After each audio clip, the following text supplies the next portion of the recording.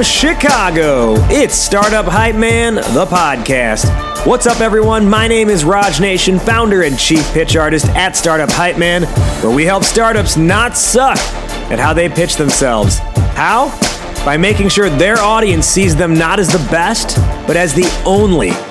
And this podcast is the only show where you will hear from leaders in the startup ecosystem sharing a piece of their heart, their mind, and their story on how they are charting their own path, growing their companies, and choosing not to play the game, but to change the game. Before we get going, hit the subscribe button on your podcast app so you never miss an episode. Also, head over to startuphypeman.com and subscribe to our Point of View letter, where we share original articles, insights, and resources, all to help you become the only of your industry. All right, get your popcorn ready and get hyped. It's showtime. Ladies and gentlemen, making her way to the microphone from Chicago, Illinois, she is the founder of FWD Collective. Please welcome Michael Donnelly.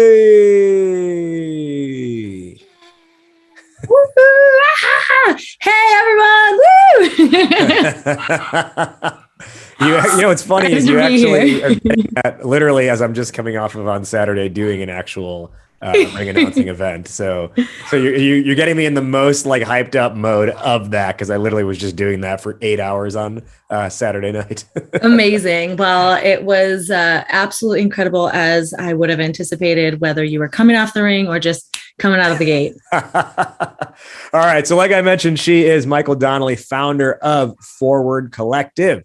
Well, what is FWD Collective? They are a social impact organization with a mission to drive professional inclusion. And they do that across impact with things like audits, diagnostics and assessments, insights and recommendations, and strategic planning and consulting. They also have FWD for You, which is custom programming and actionable solutions for corporate partners, plus the FWD Collective, which is a community-facing professional development program and content featuring underrepresented individuals for the experts that we are, rather than the boxes that we check. I have had the honor of being a past performer and speaker at FWD, at the FWD conference. It's an incredible community, incredible event series, and now an incredible consulting organization as well. What we're going to talk about with Michael today is something that she's got a lot of experience in, both in developing FWD as well as in what she's been able to do for her clients. And that is driving revenue and awareness through sponsorships. So Michael, once again, welcome. Why is this on your mind? Why is this important to you? So excited to be here. Thanks, Raj. Why sponsorships are on my mind and why they're important to me is it's an untapped revenue potential that a lot of people don't fully understand. When we think of sponsorships, a lot of times our mind goes to big corporate and seeing Pepsi logos at the NFL or, Coca-Cola or, massive conferences. And we don't necessarily understand the application to the day-to-day of our small and medium-sized businesses and how we can really make that a proper revenue stream. I think this is going to be a really interesting conversation because, in just us doing some background talk on this, how accessible it can actually be for companies that are on the rise. And how I think there's a lot more value that a company brings than they may realize. But before we get into all that, let's learn a little bit more about Michael herself. Now, Michael, born and raised south side of Chicago. Tell me, with I'm sure people in your family add a little like S on the ends of certain words, right? Damn there, no. Say, how you guys doing?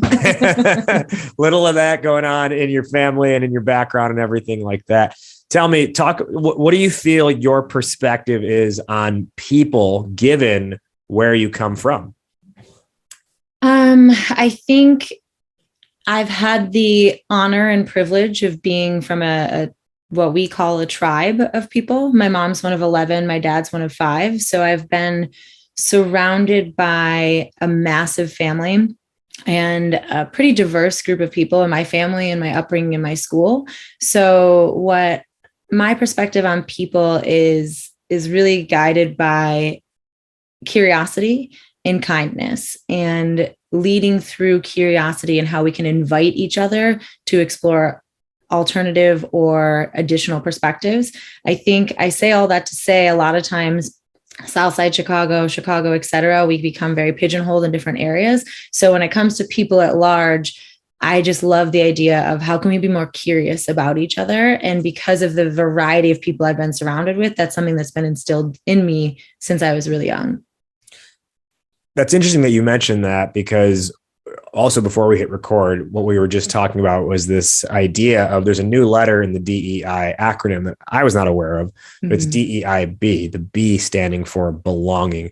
Can you talk to us about what that means in the, both on its own in the larger DEI conversation, as well as your relationship to that part of the conversation? Absolutely. We actually at Forward Collective for Women in Diversity just put out an infographic in the past 2 years about DEIB. So for those who are not familiar with the acronym, DEI is the kind of NOMER for diversity, equity, inclusion. That's something that's been what we've hung our hat on in the community and in this field of how are we becoming a more diverse and inclusive workspace for people. And belonging is the new letter on that. And when it comes to diversity, first and foremost, how are we making sure that let me actually just have the infographic up. So let me read about it to you a little bit here. So diversity and inclusion has this analogy written by this woman named Verna Myers. It's absolutely incredible. It was diversity is being asked to the dance. Inclusion is while you're at the dance being asked or being invited to the dance. Then inclusion is being asked to dance while you're there. So we've unpacked it to that same analogy where equality is inviting everyone to the party. Diversity is that among everyone invited, there are representations of difference. Equity is ensuring that everyone has adequate transportation or access to the party. And then inclusion is being part of planning it. So you're not just invited, but you're actually included in planning and your mind is involved in that piece. And then belonging is feeling comfortable to suggest decorations or request songs or really belonging into that crowd. So you're represented as part of that crowd, not just someone who is invited to be there. And I think that really aligns with what you said earlier, is like that checkbox of what happens a lot with diversity, or that tokenism of being the one or the only. How do we make sure that we're not just checking boxes and making sure the room looks great for that stock photo, but we're including people in the decisions that are being made. And we're making sure that once we've included them, that we all feel like we belong there and are being actively heard. So I think that's a long way to answer that question, but trying to break out some of the individual pieces of it, because it's not just a step, it's an entire journey and all of the pieces kind of interact with one another. Yeah, it's interesting because you can't, how do you have belonging if there's not first inclusion, right? Who is there to be belonged or to feel belonging in the first place? A lot of this work can get very heavy. I don't immerse myself in it, but I do sometimes do a little bit of work in the diversity space. But I do know from firsthand experience, even just in not doing it every single day, that the work can get and feel very heavy. Now, you've had I don't know if it's the honor or the disadvantage of having played on my softball team before and seen all the wildness that goes on and the yelling at each other as teammates. And you've been able to see me, do nothing but hit pop flies to third base.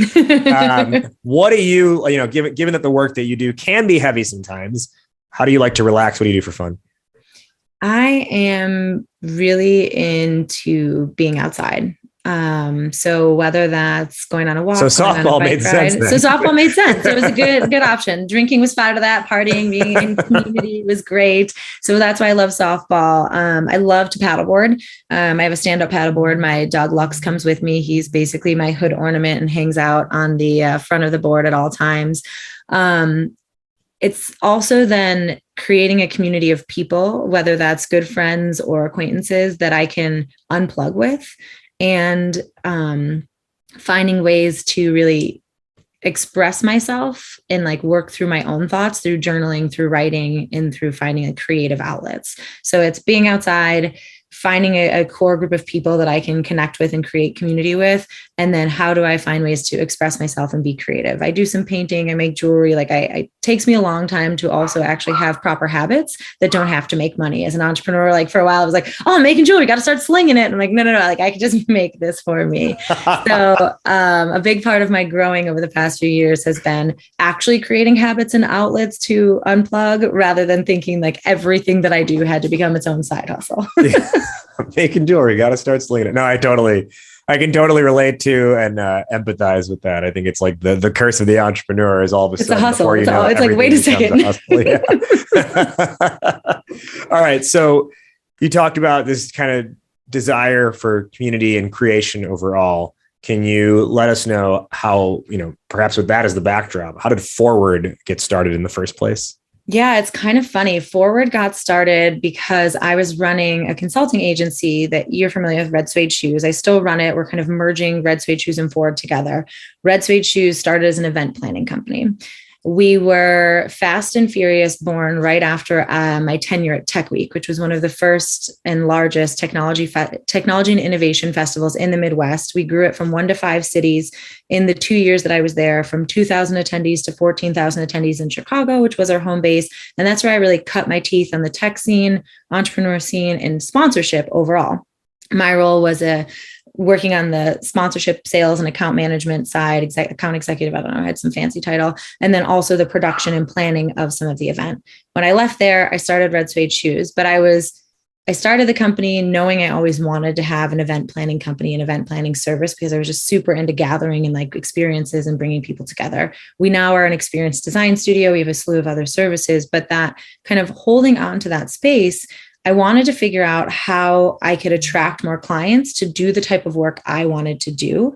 And after planning a few pretty large scale events in the Chicagoland area, I'm working with clients. I continued to notice the same thing that we got in trouble for at Tech Week at one point, and a lot of technology conferences and tech companies do, is we had a lot of all white male keynote lineups. And it was like, wait, how are and keynote lineup is the series of speakers that are your kind of headliners. And it still happens today, which is crazy. And in 2018, it happened at one of the biggest technology shows. So for me, it was, okay, I want to work more large scale events. I want more clients to see me doing this and understand that I can. And I want to change the narrative around the fact that the reaction to the conversation and why there are all white male keynote lineups was, oh, it's just really hard to find, qualified, diverse candidates or diverse speakers. So Forward was that solution. It was, there are people, they're not that hard to find. And how do I kind of double edge, create my own portfolio company that showcases the work I want to continue to do for clients? So Forward was a twofold. How do we solve a problem I'm seeing in the marketplace that I want to solve, in creating that, showcasing experts for the experts that we are rather than the boxes that we check? And how do we then showcase as a consulting company and an event planning company what we can do? So Forward was born to kind of answer those two sides of the solutions. And we specifically focused as Venture Forward for our first conference, because I was working on a conference in the venture space, and the venture space was so lacking representation. I totally forgot you worked at Tech Week, and that's how we met in the first place. And then I'm like, oh yeah, Bordeaux is our common factor, which he is for so many people that I know. Bordeaux, for everyone that's listening, I don't mean the wine, I mean a person named Chris Bordeaux, who will probably be a guest on this show at some point in the future. So I'm surprised he hasn't yet. Yeah, actually, as I think about it, I'm very surprised. So that was the inception of Forward. You mentioned, though, while at Tech Week, that was where you first cut your teeth in selling sponsorships and event planning. So let's transition now into our primary topic today, which is driving revenue and awareness through sponsorships. Now, I mentioned it earlier on, but usually when we think of sponsorships, we think about conference sponsorships or perhaps podcast sponsorships. Are there other channels or properties that sponsorships may fall under that the average person maybe isn't thinking of? Sponsored content, collaborative sponsored content. I think it goes without saying, but you said conferences, events. You can do anything from a curated dinner series to your happy hours that you're throwing for your customers. There's an opportunity to partner with other companies that have not competitive services, but similar audience profiles that they're targeting. So it's, how do you think about your main asset as a company, which is your audience, which is who you're working with, and then how do you understand who else is targeting that audience? So any type of company or organization can create sponsorship opportunities based on that asset. So who do you have the market captive or captivated for? Alternatively, if it's not the asset of the people that are kind of engaged in your organization, it's the content that you're creating or the asset of what your business creates that is important. You'll see companies that, have their blog sponsored, have their, other content that they're putting out there, just like a one-off sponsor around the job board or something you're creating in these different areas. If it makes sense, I can give a large scale example of a company that wouldn't necessarily be something that you would immediately like, oh yeah, of course they would have sponsors. I think we talked about this a little bit in the prep time, but it was like for a SaaS company, you're not necessarily creating an audience right away. Like you're not creating content, you're creating content to serve your customers, but you're not necessarily out there saying like, hey, this is what we do. When you look at companies like a Salesforce has now a massive conference that they do every year that is sponsored by their partner companies that sell into the Salesforce audience. Actually, in a couple of weeks in Las Vegas, there's Cisco Live, which is Cisco's conference, but the likes of IBM and Intel and all these Cisco Live, but companies. Not like, Cisco Enter the Dragon. Cisco. Not Cisco that way. Cisco, CISCO, as in the technology company, has this massive conference where other companies come and set up booths because they integrate with Cisco and they work with the collective audience of how do we sell to our same end user, because there's always ways to kind of upsell and work in that way. So I think that's probably less for this audience because that's higher scale, but the concept still works. And how do you cross collaborate with whatever your asset is and what you're creating value at the end of the day? So how you bring that kind of thoughtful circle. It's kind of funny you mentioned that because literally later this week, I am attending a dinner that is being co-hosted by Chili Piper, which is a SaaS calendaring solution, and Vidyard, which is a video sales tool. Same audience, non-conflicting products, and they're collaborating on an event where it's a bunch of sales leaders getting together so that that way ultimately it's as a co-branded venture, they're actually able to share the costs of putting on the dinner, I'm sure, but then also both extract value out of it at the end of the day. Absolutely. And the way that relationship could work in a sponsorship capacity is if one party planned it and say, Chili Piper, I think is what you said. It said, hey, we have this event, we're planning it. Here's our very targeted guest list. Would you like to sponsor? Rather than, hey, would you like to co-host this with us? Would you like to, put your name on it? You give us X amount of money. We're then covering the cost of the event and the production of the event. You just get to show up and say a 5-minute spiel after we do this. So there's the multiple ways that these type of events or this type of content can provide value. And I think you've talked about it with a friend of mine on the podcast before, but I have this theory. It's actually what my sponsorship course that I've created is called, Scrappy to Savvy. And when it comes to events and sponsorship, you have to be scrappy before it's time to be savvy. You can always go back and forth. You don't have to be one versus the other. But the difference is there's times to like roll up your sleeves and be scrappy and get stuff done. And there's times to then spend money and engage in different ways. So the scrappy in this example would be we're collaborating. We're going to then try and get a sponsored venue so we don't have costs on food or drink because we're bringing this curated audience. We're then having someone else split whatever other costs we have. And we're trying to keep costs as low as possible and bring as many eyeballs. The savvy version is you pay an event planner, you pay a venue, you buy the food and drink, you get this very bespoke guest list, and then you can also sell sponsorship on top of that or still do the collaborative side of things. And it's my philosophy on life and in business that there's times that you need to kind of practice both. And in sponsorship, when you're first getting started, I think a lot of people get scared that they have to have this finalized sponsorship deck and all of these fancy kind of bells and whistles. And here's how many tickets are included. And here's the amount of social media. And here's our following. And here's this, here's this, here's this. That is important down the line, especially if you're asking for, $10,000, $15,000. But the value that you're providing when you're being scrappy is what your fellow small companies are looking for it's an alternative form of advertising to a direct and curated audience. And that's where you find that matching point right there. An alternative form of advertising to a direct and curated audience. Let's unpack that a little bit more, because someone listening to this right now, maybe they're earlier on and they're like, well, I don't have a massive audience yet. So can you talk about like, what are the different levers of value that a company may have if they're trying to seek out sponsorships? Like when does audience size matter versus quality of the audience matter? If it's not direct audience, are there other points of value that they may have to offer? Yeah, absolutely. So I think if we apply it to social media, we have our macro influencers and our micro influencers, right? So, well, a person with 1 million followers plus has a huge following and a huge amount of access. What is the conversion rate on a macro influencer? It depends on the product. It depends on how curated their audience is. It depends on how much the followers actually follow this person for advice or recommendations.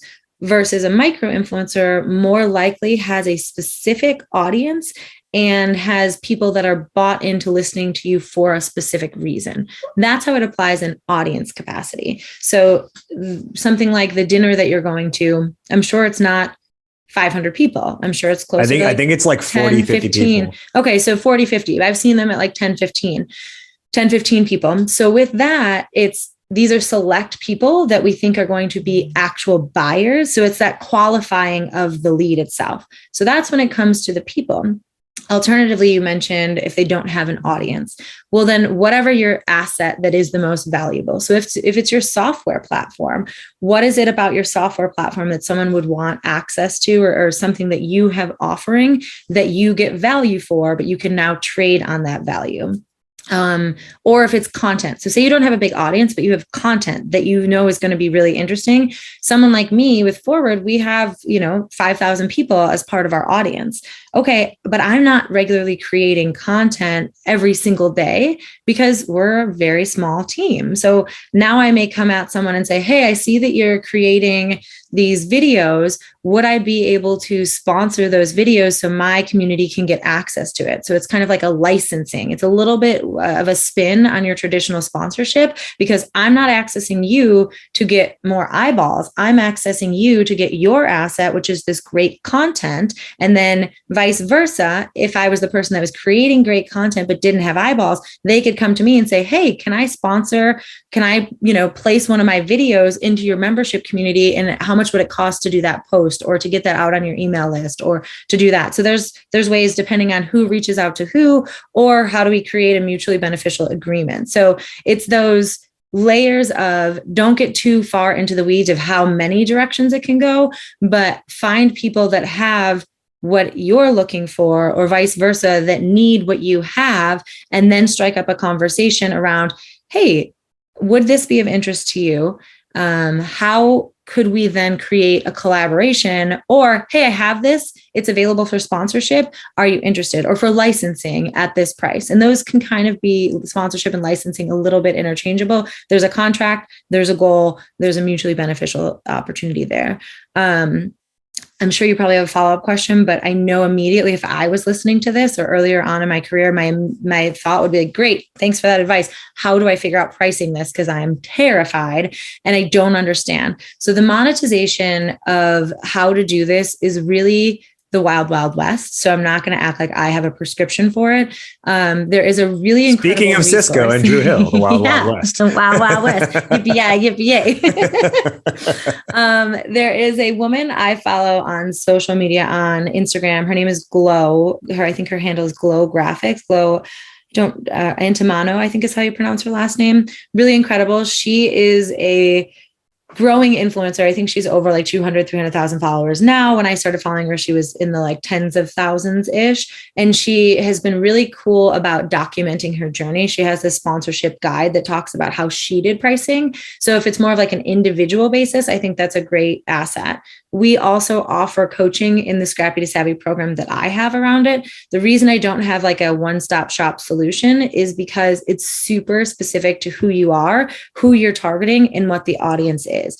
What I would say, if you're trying to tackle this yourself and aren't ready for a resource and just like, I just want to sling some stuff and figure this out, pick a price and talk to your inner circle about it first and say, hey, would you pay this for this? If you found value in this, and ask around, because you can price something from $125 all the way up to $20,000, but it depends on the value you're bringing and the potential ROI of what they're actually going to get out of it.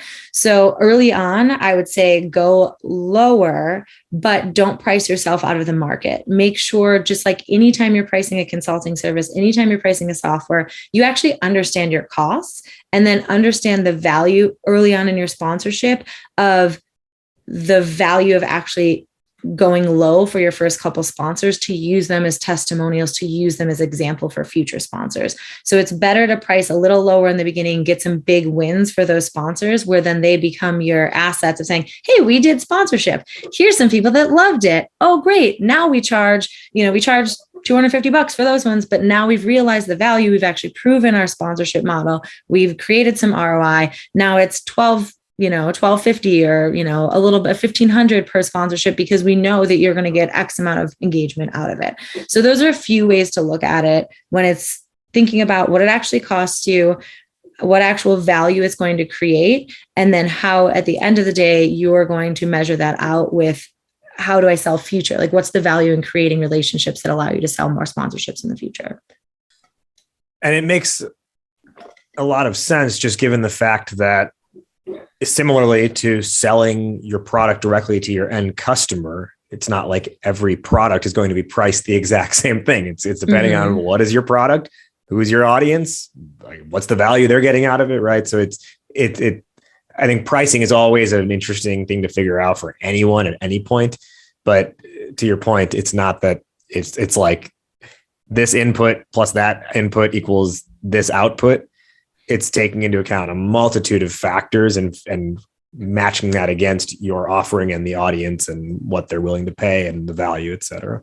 And you're selling a created and curated value. So it's tricky because it's something that is always going to be a little bit amorphous in the sense that it's always changing, it's always moving. So understanding that you get to make those decisions at the end of the day. And if someone doesn't like it and you want to make a deal, make a deal. If someone does like it and it's working out to the point where they're buying them all up, maybe raise your prices. So kind of playing around with that, because it's going to change and it's going to morph and it's going to move, and it's fun if you pay attention to it in that way. The other piece to kind of think about in that spectrum is how you then package the timing around your sponsorships, because sponsorships can be one-off or they can be an annual engagement. So I say this now because that impacts how you create pricing. Is it for a conference, for an event, for a podcast? And a podcast can fall on both sides of the fence, where it's this one episode and it airs this day and you sponsored that, or in the one event and it's happening and this is the exact audience, or you're a sponsor of my content for the entire year. So for the Startup Hype Man podcast, you could have a sponsor that's then sponsoring the entire season.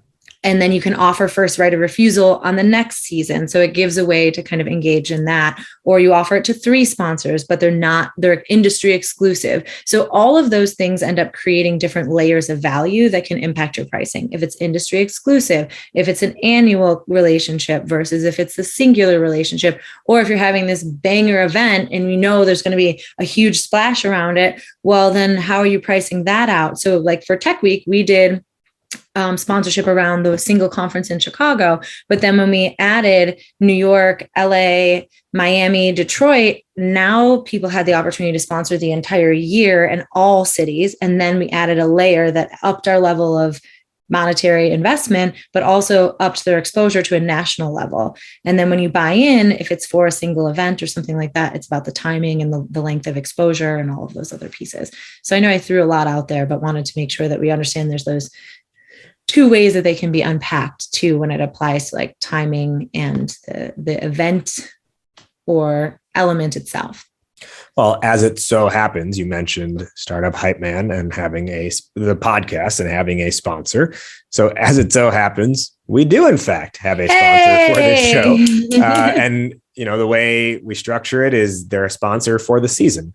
And as part of the value, I say, hey, look, we actually, there is podcasting software that is able to insert your sponsorship for the duration that you're paying. And if you stop paying us, it actually can pull it out of the episode for future later on in the feed. Yeah. So I let, people who are interested know, like, hey, we don't set that up. I was like, you're going to pay for a season, but it's going to live for evergreen. As long as this feed stays live, that read is going to stay where it is, which is a perfect transition point. So let me tell everyone about our sponsor for this season, which is a company named Mikito. So check it out. Creating an app is easy, but guess what? Making users stick to that app is not so easy. If you didn't know, about 4 in 5 apps launched in app stores get deleted after a single use. I mean, I know I look at my phone and there are so many apps that I downloaded for a specific purpose, and now they are back in the cloud and probably will never get that double tap again to re-download to my phone. It's harsh, but it's true. So how do you thrive without profound app development and UX experience? Luckily, you're not doomed to failure, not at all, because there is a team that can help you out in validating your concept, designing it, developing it, and ultimately launching your app. And then beyond launching, scaling the usability of it. And that team is Mikito, the experienced experts that have built over 150 successful products for both startups and enterprises. So what that means is they have the scrappiness, to use Michael's word from before, they have the scrappiness to build for a startup and the agility to build for a startup, but they've also worked with a lot of enterprise companies. So they've got the experience to know what does it take to scale the product over time. Yours could be next in a line of a bunch of successful products. In fact, over 150 successful products. So all you got to do is join forces with Mikito, and you can get started and learn more at mikito.com/hypeman. That's MIQUIDO.com/hypeman. Mikito.com/hypeman. And today on Startup Hype Man, the podcast, we are with Michael Donnelly, founder of the FWD Collective, talking about driving revenue and awareness with sponsorship. So again, how appropriate that we just took a break there to talk about this podcast sponsor. Michael, I guess my question would be, how did I do? You did incredible. I think one of the most interesting aspects of what just happened, besides that it's very kismet to be talking about sponsorships and then give a shout out to your sponsor, is that was a great showcase of integrated sponsorship or in real time sponsor engagement rather than your typical commercial. So when we talk about the variety of types of sponsorship and what actually engages different audiences, you're doing it this way on this podcast. Tim Ferriss does it that way on his podcast. A lot of others, you'll actually just hear like a commercial, like, and now I think like NPR is like, no, a word from our sponsors, and it'll be a proper commercial. There's a ton of research around what works best, but I think ultimately, your audience, and the more natural the sponsorship fits, the more natural the sponsorship flows, the more it engages your audience that for the same reasons that they come to you already. So this sponsor of yours makes sense because your audience is in a space where you're developing products, you're developing software solutions. So you're now letting them know about a solution that is aligned and you're a trusted resource. So you as the person who's selling the sponsorship are a trusted resource. And now you're recommending something. And you're recommending something, hopefully, that you found value in and not just getting a paycheck for. I think that's where people also have some wariness around sponsorship, is we had a phase, especially like the 90s and early 2000s, where people were just taking sponsor dollars and be like, oh yeah, I love this product. I lost all my hair. And then I'd be like, oh, dude, you never lost your hair. You never used this product. So we have this like innate, like little bit, especially, the 20 to 30 to 40 generation of like, hey, are you just trying to sell me something? Mm-hmm. And we've kind of come full circle where a lot of influencers are very much like, I don't sell anything unless I've used it. I don't, recommend anything. So I think all of those are important as you're evaluating your sponsorship potential, is what types of sponsorship do you take?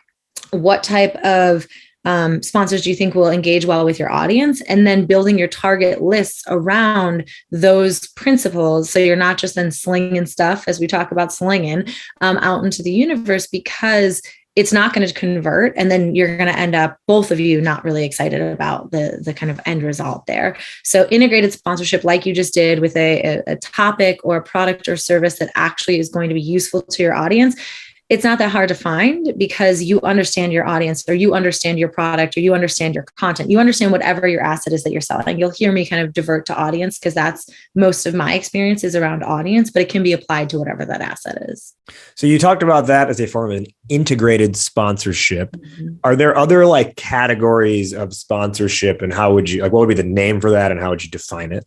Yeah. So that's a great question. I don't know if any resource has it outlined in a specific naming. There's a couple Or I books guess as you think about it at the very least. Yeah. The way I think about it is more of a commercial, right? Like your typical commercial or ad, or an integrated sponsorship where it's part of the content that's already being created, a part of what you're already doing.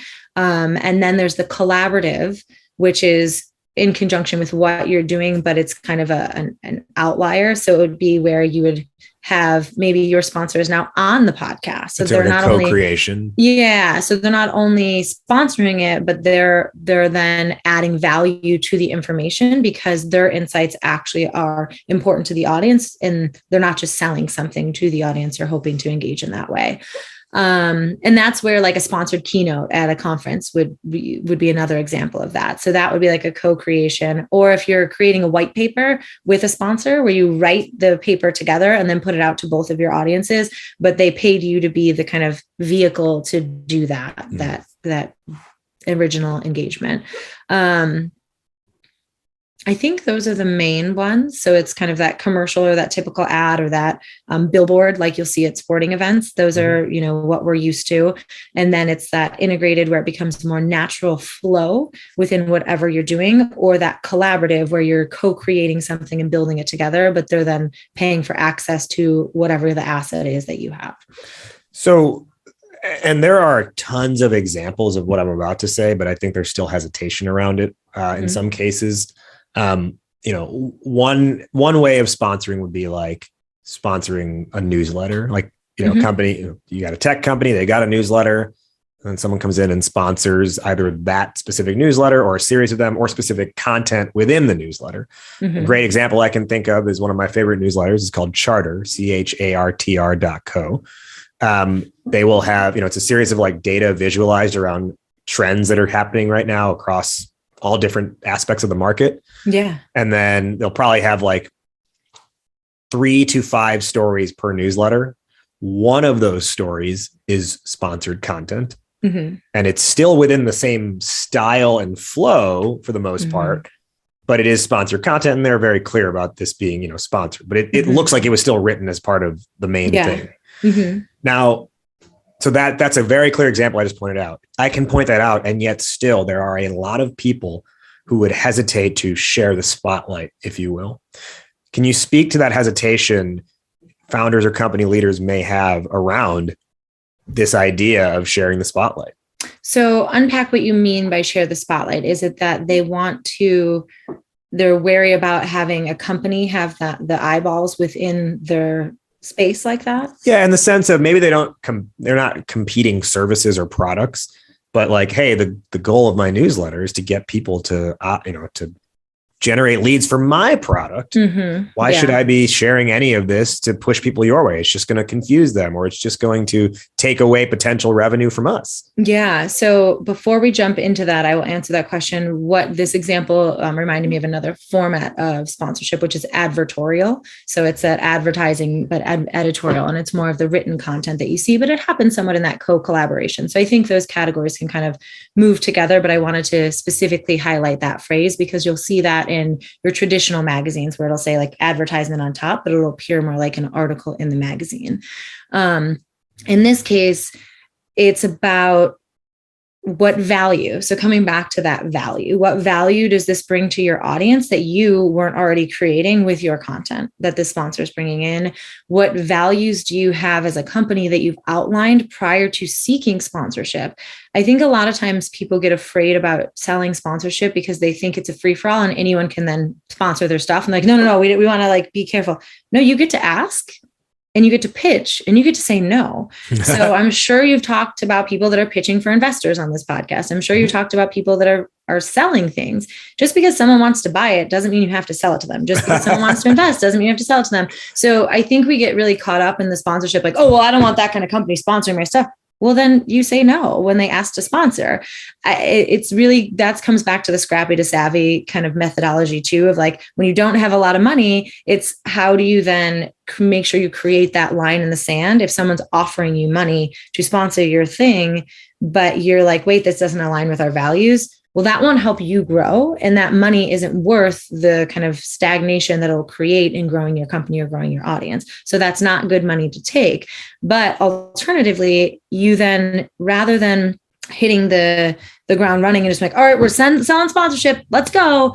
You take your time and actually write out what your values are as a company, what type of target companies you want, why each of those companies, I have a spreadsheet that I use for this. Why would this company sponsor me? What articles have they written lately? What have they tweeted about lately? What is the value that we offer that answers something that they're already talking about? And then reaching out to them once you already know that. So when you're creating that opportunity to start selling, it's similar to any type of sales process of, I'm not just going to call a bunch of companies. We all know that that's one tactic and that works for, larger scale companies that have the resources to just smile and dial. In a case like this, you want to create a curated list of value aligned companies that will then make sense for you as a company, your audience or your asset, or their audience or their asset, and how they're kind of buying into it in that way. And do your research. I mean, if you're getting into a relationship with this person, this company as a sponsor, they always say like, you got to date before you get married, blah, blah, blah, blah. With any type of sales engagement, with any type of monetary exchange or exchange of partnership collaboration, you should know enough about this group to want to align them with your brand. And then you shouldn't be worried about sharing the spotlight because it's providing additional value, because you've done this research and you know why you reached out to this company and why this company then provides value for your audience, or why your asset provides value for their audience that they're then sponsoring in that way. All right. So I got a couple more questions here and then we'll begin our wrap up. Let's flip the script. If I am considering paying for sponsorship to something else, if I'm considering being the sponsor, what are some things I should be taking into consideration to say, is this worth my money or not? Mm-hmm. First and foremost, similar, just values alignment. So do the same research that you would do if you're selling sponsorship, if you're buying sponsorship. What type of companies would I like to align my brand with? And then when you're thinking about how you're buying, are you buying for affinity because you want the company, you want to be like the company, you want that company's audience to like you?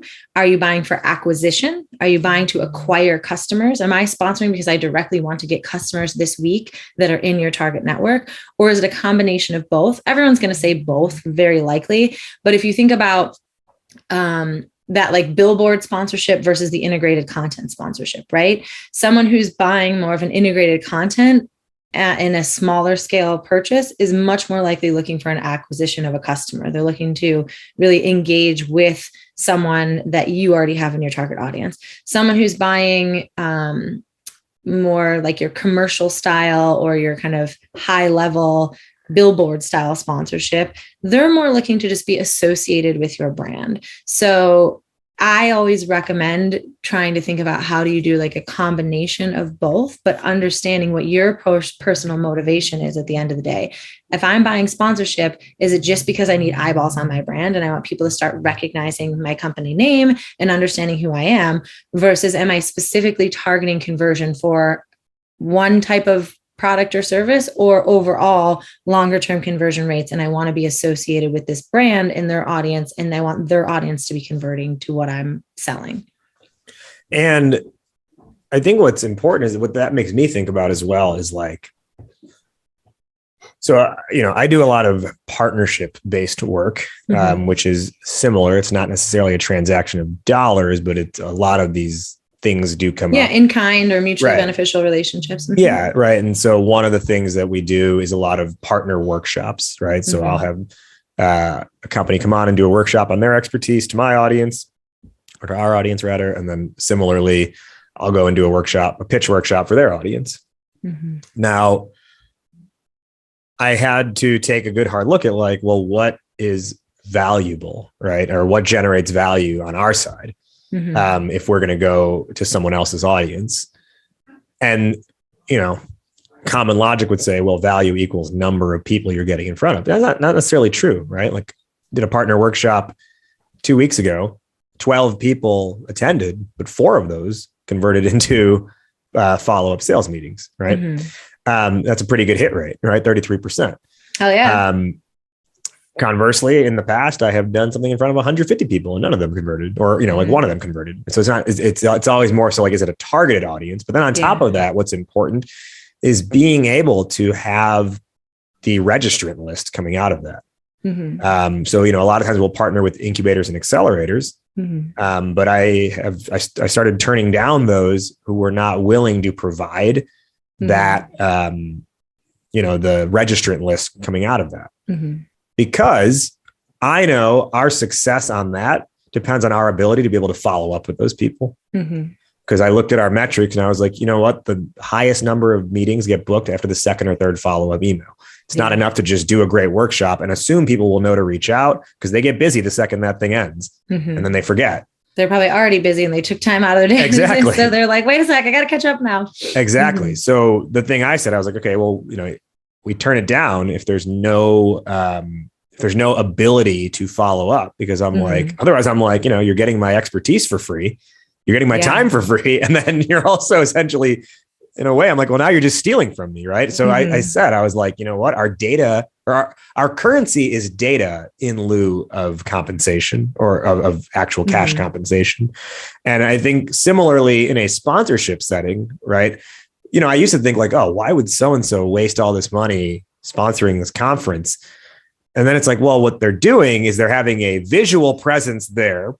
Maybe something more than that, but what they're getting is the access to the attendees after the event. And that's probably where, a lot of times if one of those attendees becomes a customer, it likely returns the entire amount and more that they paid on the sponsorship itself. So I think to add to what you shared, like, it's not necessarily what is the value of the moment in time when the thing is happening. It's, do you have the ability to generate long-term value out of it? And pre-value too. So like the moment in time is not as finite if you extend the promotion ahead of time, the access to information ahead of time, access to information afterwards. We're very, very particular about how we share email addresses in our list. So you'll get to know, in your case, that's what you found value on. So that's a line in the sand for you. And that's okay. And it's good to know that. But I want to be cautious of people leaving this thinking that's what they should always ask for or always expect. And that's the only thing that's valuable. The way that we phrase it is, you get access, like we put your information in our follow-up email, and then we can package a couple additional follow-up emails through us, and then people can opt in to then follow you specifically. We have done where we've shared the list with certain sponsorships as well of all of the attendees. And from a GDPR perspective, so the email opt-in kind of laws and regulations, you can do it in that way. Sponsorship in one way is kind of a glorified way of buying a list, and then you're getting access to these contacts and this information. It can be seen that way. It's about, how do you really find what is the most valuable piece for you? You figured it out. It's the emails to the attendees after the conference. So in that case, that's the exchange of value. And that's what you would ultimately even pay money to present at a conference for, if you were needing some of those lists. In this case, if you're not charging your speaker honorarium, that's the value exchange for you. In other people's cases, it may be just those eyeballs, and if the company says, hey, we don't share the list, well, then how can we get creative so that we can still get those follow-up? Can we, as I was saying, can we email your audience through you and we just do a couple sponsored emails specifically after that? So I think it's important to really understand what is the most valuable thing that you're looking for after the conference, and then working with after the conference or the sponsorable element, and then working with your partner, because it's ultimately a partnership, to ask for those things or add those kind of pieces to the sponsorship package itself, because maybe it's not just an email after, but you want to do a couple social media posts. You want to do a couple follow-up videos that you can then put in your emails and say, hey, I just spoke at this conference. Maybe you're earlier on in your career and you're saying, I don't have a lot of videos of me speaking. I don't have a lot of access. It's different now with the fact that we've all been home for 2 years, so everyone can do stuff on Zoom. But for a while, it was, speakers would say, hey, I'm open to speaking to your audience in exchange for getting a video after. And then they would own that video. We would allow them to own that content and chop it up and do whatever they want with it. So that's kind of a different ways of that exchange marketplace. But when it comes to buying sponsorships, you want to look at the metrics as much as possible. So I know we talked about earlier on, like if you're selling sponsorships and don't have a big audience, well, what are the numbers that are valuable to you? What do you think would be valuable to someone? So maybe you only have a 500 person email list, but you have a 50% open rate. That's insane. That's great. Right. What's your click-through rate? Maybe you have a 14,000 person email list, but you only have a 20%, but your click-through rate of that 20% is really high. So it's making sure you measure all of the data within your audience as much as possible and continue to grow that, or whatever your asset is that you're selling a sponsorship. So the data, you don't have a great audience, but that this content converts. So say I've created these videos and everyone who's watched these videos has been like, hey, this is incredible, or this information is, scholarly worthy. Okay, cool. Well, how do I sell that as my asset? Well, this is the review, the testimonial around the people who've watched this. So maybe I don't have 500,000 views. Maybe I don't even have 500 views on this piece of content, but the 35 people who've watched it have done this action after. So then how am I asking for those testimonials? How am I capturing that element of value so that when I'm trying to sell somebody around it, they're going to say, oh, cool. That's actually super valuable. Thank you for letting me know that information. One other thing, because I know we're getting close to wrapping up, is in sponsor relationships, how do you maintain the relationship and create kind of longer term partnership is how you do reporting. So the same way that you're trying to give them the data ahead of time, you need to make sure that you're capturing the data afterward and being honest if something didn't work out and figuring out how you're going to apply their money towards something else. Because the worst thing to do is have an email that flopped and then be like, oh, well, sorry, it just didn't work out. And that's the hard part about sponsorship is you're making it up. You're selling air. You don't know exactly what people are going to do. You're basing it on trends. So if it didn't work, how can you then apply or add value in different ways? For example, Forward, my company, has a magazine. We said we were going to produce it quarterly. Holy shit, we weren't able to do that. That was a lot of work. So what we did was people who were sponsoring some of those elements, we had a conference. We then added them to the sponsorship realm of the conference to give them that exposed value in different ways. So always figure out, if you can't do something the way that you had originally intended, how can you create that value in other ways? And tell them, we have a list. You bought all these things. Here are the things that are in progress. Here are the things that are done. Here are the links to those things. Here are how they performed as much as possible. You're not always going to be able to have all of the numbers, but the more you can provide and create that dialogue between the two people.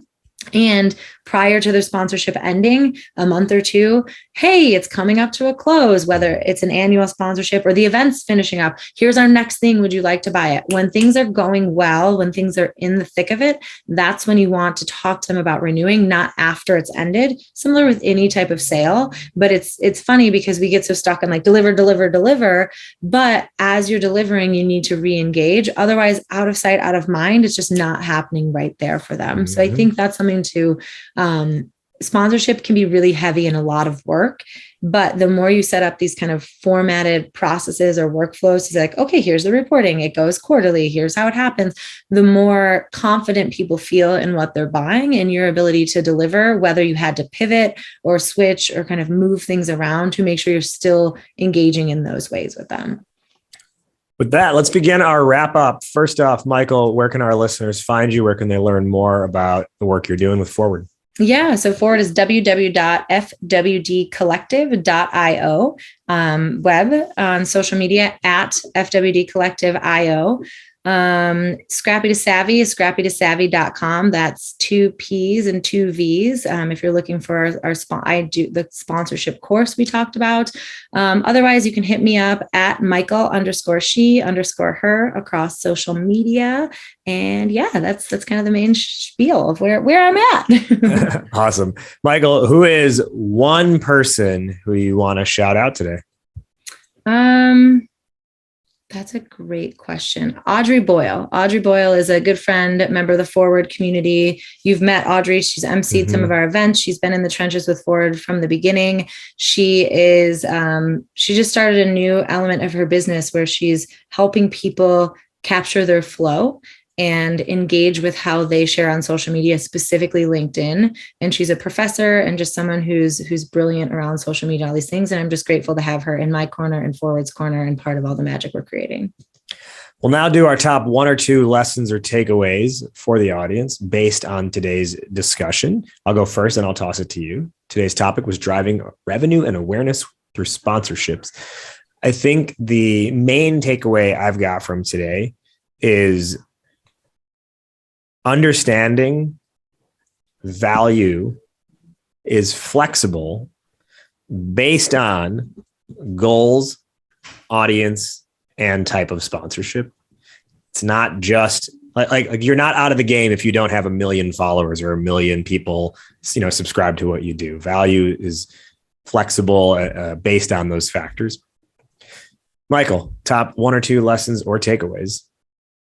I think it's really determining what your values are, because everything as a company or organization will align with that when you start to sell.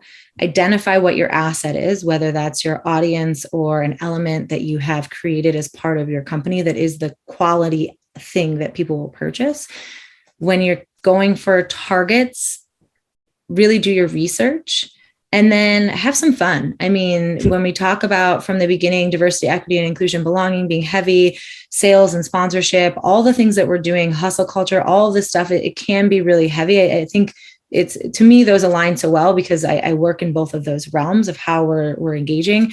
But we always say business gets done when people have fun. So when you're building these sponsor relationships, remember that you're building relationships. So get to know the people, share the value of what you're creating. The more fun that you have along the way, the longer term things will last. And if it's not hell yes right now, it could be down the line, or they might have someone else in their network. So always have that kind of caveat. Oh, well, if this isn't a fit for you, is there someone else I should be talking to? Or what feedback do you have for me? Like, why doesn't this work right now? It's coming from a place of that curiosity. So if we wanted to bookend this whole thing, if you ask me how I view people, and I think in any engagement that you have, whether it's selling sponsorships, whether it's learning about, diversity, equity, and inclusion, belonging, whether it's sharing your story and speaking and selling, it's leading with curiosity. And how do we anchor that, whatever our end goal is, into how do we then continue to build a relationship on that? My final question, which is how we end every episode of this show. Fill in the blank, Michael. Entrepreneurship is blank. An experience you get to create. Why that? Because experience design is where I hang my hat right now. And the core of entrepreneurship is you creating your own career experience and then creating value along the way where people give you money for your crazy ideas. So it's a path that you get to build your career, and you get to understand that when it comes down to how you're interacting with how you make money, you get to choose. And that's an experience that you create that is now making money, hopefully. Entrepreneurship is an experience you get to create. She is Michael Donnelly with Forward Collective. Michael, thank you so much for joining today on Startup Hype Man, the podcast. Happy to be here. Glad to have had this chance to chat with you and have some fun. And listeners, remember, stay in touch with everything we're doing with Startup Hype Man. Subscribe to our point of view letter at startuphypeman.com, because coming soon, later in 2022, is the official Startup Mixtape. And you will find out about that first through our point of view letter by subscribing at startuphypeman.com. That's right. I'm making an album, a hip hop album about the founder journey, about the startup journey, startup mixtape coming soon. Woo! And I can vouch for the quality because you debuted one of your Startup Hype Man songs This is true. Forward when you were emceeing. So if you haven't gotten a chance to listen to any of Raj's music, jump on it. And I cannot wait for this to launch, this record. That's a wrap on this one. Shout out to our guest once again for sharing their story with us. If what you heard impacted you, do one of three things. 1, let our guests know. Reach out to them directly. They love hearing from you. 2, leave a rating and review on Apple. Or 3, simply hit the share button and share this episode with one friend who you think would benefit from hearing it. Catch our full episode archive at startuphypeman.com/podcast. And if you want to make your pitch not suck, reach out to us through the website. That's all for this week. We'll catch you next time. Raj Nation out. Believe the hype.